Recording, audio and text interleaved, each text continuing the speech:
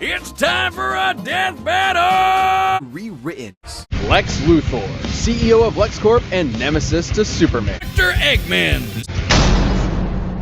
But also his driving force in creating technology, chief among them being his war suit.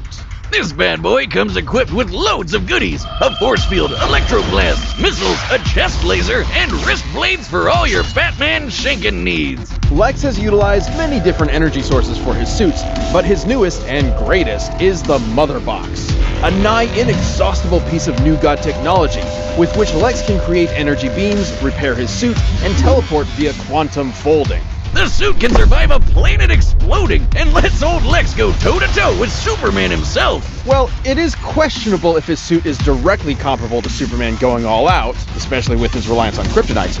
But Lex has used it to fight with other DC powerhouses. Like this orange Bugman Larfleeze, who's basically a one-man Lantern Corps. You know, that band of green boot stompers who can cross the universe in under an hour. Knowing DC has a universe at least 100 trillion light years across, this would require a speed over 5 quintillion times the speed of light. Or how about the time Green Lantern Kyle Rayner held back the Big Frickin' Bang? Much of Lex's tech is relegated to the war suit, but he does have on-hand gadgets too, such as a heat ray, robot replicas called Lexbots, and a special barrier that temporarily turns anything it touches 2 dimensions, both good and bad, tend to stem from one thing. He really wants to be Superman himself. He jelly. It would explain why he made the Everyman Project, an experiment meant to turn normies into superhuman. He still went through the procedure, but even after some voluntary organ harvesting, he only had 6 months to live. To his credit, they have seen him through some pretty heavy stuff. Like outsmarting Brainiac, getting tortured by Joker, And getting shot out of a helicopter by a gorilla.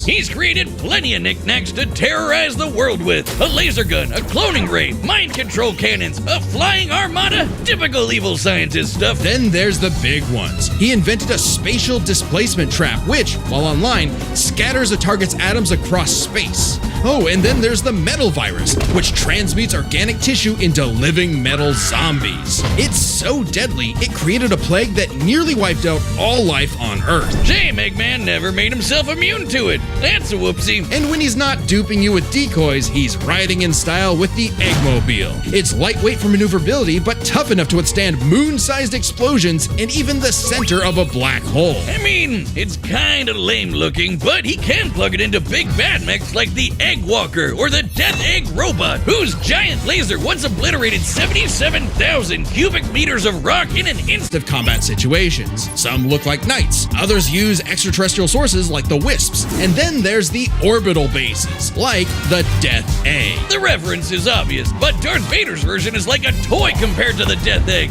which can annihilate stars. Woof! A whole constellation gone in one shot. That's not to say Eggman doesn't enjoy scrapping with blue hedgehogs himself. Enter the Egg Dragoon. Hell yeah! The rawest of the battle mechs. It's got electric drills, it's got ice missiles, it's got a whole lot of bullets. My God whiz! I need it. And don't forget, Eggman built all of these things himself. It's friends when you can build friends. Obviously, Eggman has a tough time collaborating with others, so he just built his own army instead. The Eggman Empire. The Badniks are mass-produced foot soldiers, buzz bombers, crab meats, caterkillers, egg robos, and don't forget those cute little moto bugs. The Badniks may seem simple, but they're led by an elite, multi-talented unit, the hard-boiled heavies. Really leaning into the egg thing, huh? The army has a wide variety of troops, even your classic comedy duo with Orbot and Cubot. They're Eggman's assistants and immense disappointments. Every genius has their duds. Hey, at least they're not Scratch and Grounder. But that's why he's made top-notch bots modeled after the Sonic cast, like everyone's favorite robo-faker, Metal Sonic. Metal Sonic has the most horsepower in the Eggman Empire. He has the moves and speed of Sonic and then some. He's had his rebellious phases, but Eggman's reprogrammed Metal to better follow his commands. Additionally, when upgraded to his Neo form, Metal Sonic could copy biological data,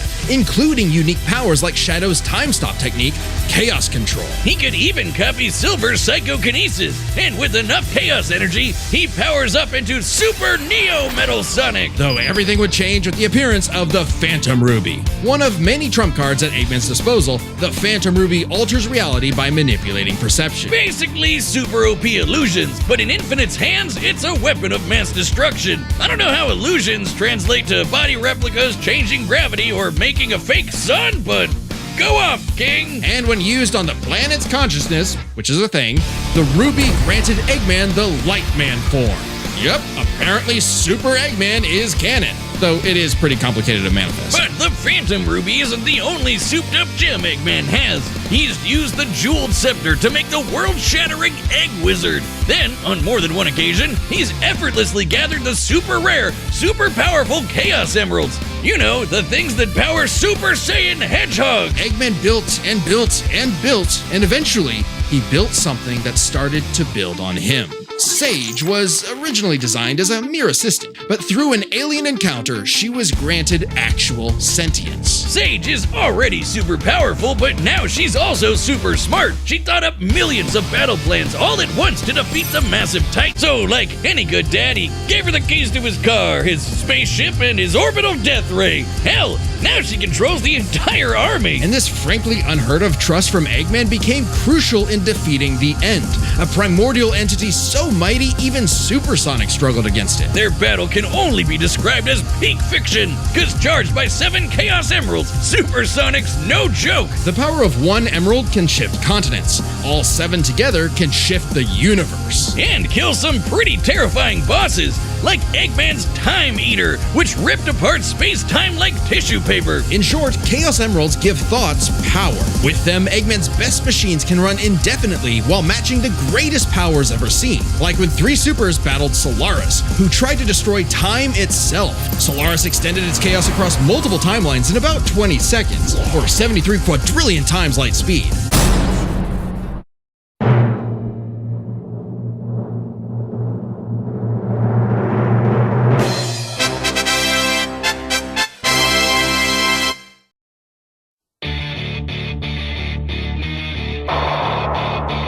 But Lex has used it to fight with other DC powerhouses. Like this orange Bugman Larfleeze, who's basically a one-man Lantern Corps. You know, that band of green boot stompers who can cross the universe in under an hour. Knowing DC has a universe at least 100 trillion light years across, this would require a speed over 5 quintillion times the speed of light.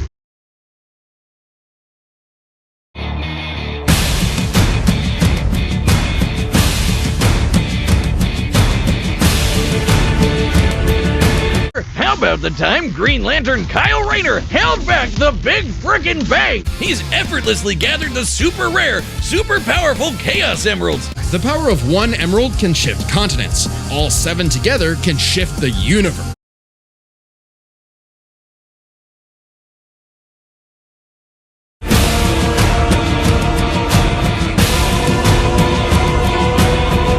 Robot replica is called Lexbot. The Sonic Cast, like everyone's favorite robo-faker, Metal Sonic. Metal Sonic has the most horsepower in the Eggman Empire. Built something that started to build on him. Sage was originally designed as a mere assistant, but through an alien encounter, she was granted actual sentience. Sage is already super powerful. Since the Koopa Troop doesn't rely that much on technology, Sage's hacking potential had little use. Like Eggman's Time Eater, which ripped apart space-time like tissue paper.